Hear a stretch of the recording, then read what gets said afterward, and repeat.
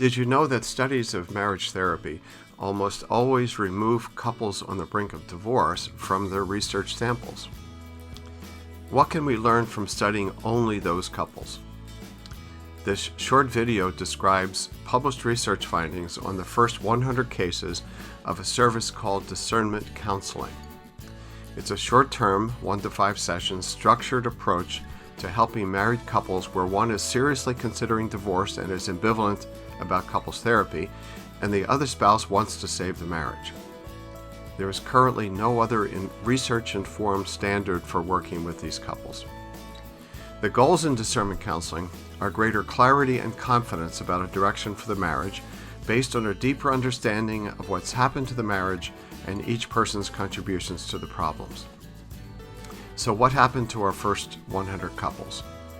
Before we present the findings, keep in mind that these couples were far worse off, as shown by marital dissatisfaction scores, than the typical couple showing up for marriage counseling. Discernment counseling helps couples choose one of 3 paths, so that is the main outcome we tracked in the study.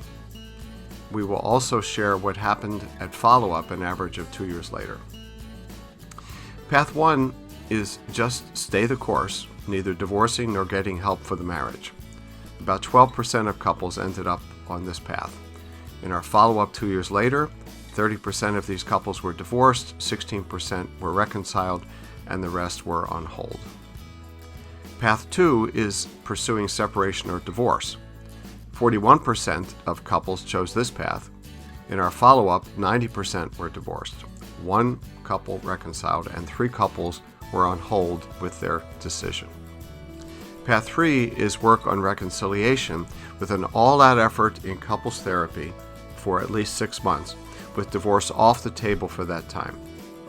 47% of couples chose this path.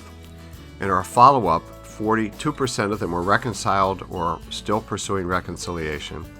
45% had divorced or were in the process, and 13% were on hold. One bottom line from this study: more than 40% of these high-risk couples who tried reconciliation after discernment counseling did succeed. What about those who divorced? Since the goals in discernment counseling are more clarity and confidence about a direction for the marriage, based on learning about self and the relationship, divorce is not a failure if the couple learned about their relationship and came to a conclusion about the future that they could both live with, particularly if they're parents. It's great when couples can work out their marital problems, but we also believe that divorce can be a more peaceful, constructive experience when both people are clear on what happened to the marriage and have a shared narrative about why it's ending.